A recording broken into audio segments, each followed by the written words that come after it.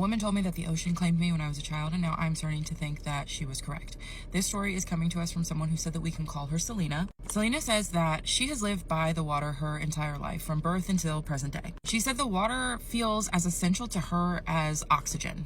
From a very young age, she was taught to respect the water, respect its power, respect what it can do to you. But she says that that's something that she's always carried with her. So as she aged, she became more confident around the water, more confident in the water. So her parents did give her like a little more leeway to kind of play by herself when it came to going to the beach. Now, while Selena said she had always loved the water and it had always just been like this big playground for her, she said that there is this one day when everything kind of seemed to change. She said when this happened, she was about 8 years old. She was playing on the beach. She was kind of by herself. She was still in eyesight of her parents, but she was down the beach a ways and she was alone. So she's sitting there, she's playing in the sand, and all of a sudden a fish jumps up out of a wave and then lands on the beach, like in the sand. It's like beached itself essentially. So she says that she remembers watching this fish flop around, and she realizes like, if I don't help this fish, like it's not going to survive. So Selena says she walks over to the fish, she picks it up, and she like very gently returns it into the next wave that comes in, and the fish swims away. After this happens, Selena starts getting gifts from the ocean, little trinkets, pretty shells, things like that. She said when she was a kid, she thought that this was magic. She was like, oh my gosh, like look at what the sea gave me, like this is so cool. And then as she got older, she just like kind of realized like, okay, it's tides, it's constant moving water, so everybody finds things in the ocean. But this was a consistent throughout her life. Whenever she went to the beach, she would find jewelry, she would find the prettiest shells. But the magic faded as she aged, and she just kind of let it go. Selena says we're going to fast forward to her 20s. Her and her friend decide that they are going to take a girls trip, so they go to a resort in the Caribbean. The first day that they're there, they decide that they're going to go on a snorkeling excursion. So they go out, they take the boat, they get in the water. Selena says it's absolutely beautiful. It's like the prettiest reef, the prettiest fish that she's ever seen, and she's just out there, she's snorkeling, she's swimming around, and she says that all of the fish just start like brushing up against her, brushing up on her arms, swimming between her legs, and then one even like swims through her hair. None of the fish seem to be super interested in the friend that she's with, but her friend is just watching this. They surface, her friend is like, what? And she's like, I don't know, it must just be the lotion that I put on this morning. I don't know, it happens. This is not uncommon. The next day, Selena and her friend decide that they are going to go to a beach. They want to go to a quiet beach. So they get there, they're super excited, they put their stuff down. The first thing they do is they get in the water. When they get out of the water after swimming for a little while, Selena realizes, I put my sunglasses on top of my head and now they're gone.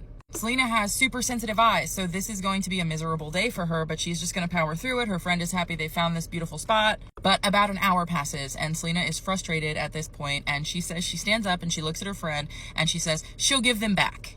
She said her friend was like, who? And Selena said, the ocean. She'll give my glasses back. All I have to do is ask. Her friend looks at her and is like, your glasses were clear rimmed. Like, even if there was a chance of you finding them, they're clear. But Selena is confident. She's like, no, she's going to give them back to me. So she goes out into the water. She weighs out until she's about chest deep. She takes a deep breath. She dives down. And sure enough, right there, laying in the sand, are her sunglasses. So she says she grabs them up. She heads back to the beach. She's walking out. She's got her sunglasses on. And her friend is like, once again, what the? Selena just ends up telling her friend, like, look, the water's not super rough. The chances are high that I would be able to find them. And her friend was like, no. But Selena just tells her friend, like, it's fine, calm down, and they just end up spending a wonderful day at this beautiful beach, and she has her sunglasses. That evening, Selena and her friend decide that they are going to have dinner, like, out, but, like, within the resort. Dinner is great. They're finishing everything up. As they're sitting at the table, this woman walks up to them, a woman who works there, and Selena says that you can tell that she's local just by her accent. And she says this woman walks up to them and kind of like leans in and looks at Selena, and Selena's like, hey, how's it going? You know, like, she said she's a very friendly person, whatever. So this woman kind of like leans in and she looks at her and she says, oh, you're marked. You've been claimed by Atabey for a really long time. Selena says she has no idea what this woman is talking about. She's not familiar with that terminology. She's not familiar with that method. She's not familiar with any of it. Selena says she just looks at this woman and she's like, I'm very sorry, but I have no idea what that means. This woman looks at Selena and says, she gave you something when you were a kid, like when you were young, and you gave it back, didn't you? And Selena doesn't even say anything, but has the flashback to when the fish jumped on the beach and she walked over and gently put it back into the water and it swam away. She doesn't even say anything to this woman, doesn't mention that memory, nothing. And this woman just nods her head and says, the fish. Selena at this point says she may or may not have shat her pants. But this woman can tell by the look on Selena's face that she is correct, so she goes on to explain and tell her, like, look, she gave you that, you gave it back, and now your whole life you get things that belong to us back from her. Things that do not belong to her, she gives back to you. Selena doesn't even know what to say at this point. She's just like, I'm sorry, who is she? So this woman explains to her that Atabey is the goddess of all horizontal water or something along those lines. Once again, Selena, not familiar with this. She's like, I am so sorry, but I am not familiar with this. I am not well educated in this. I don't know what you mean.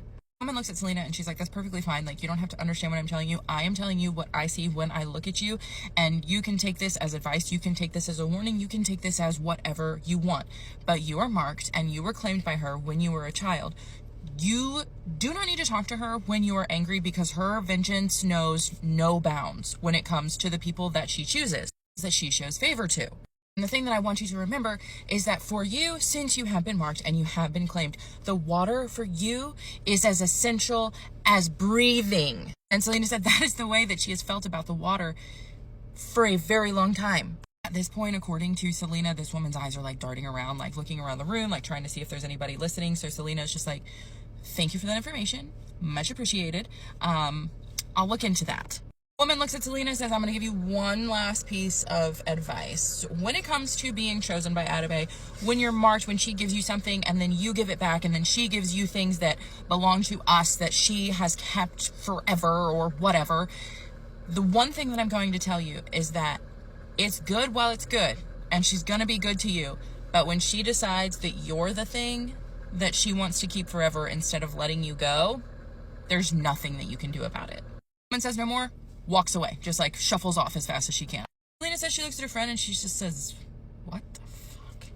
She and her friend decide to call it an early night, so they head up to their room, they get in bed, Selena falls asleep.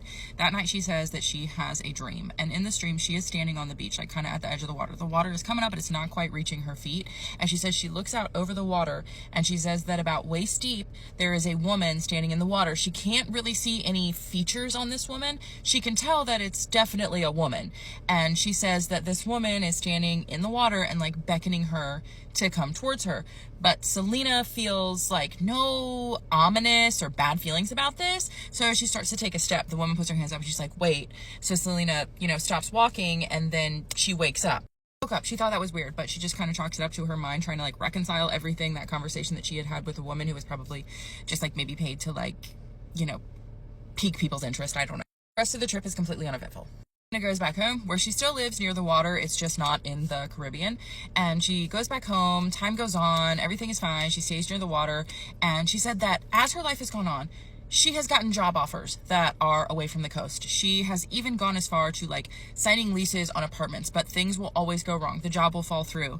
In one of the apartments that she had like signed a lease on, a pipe burst.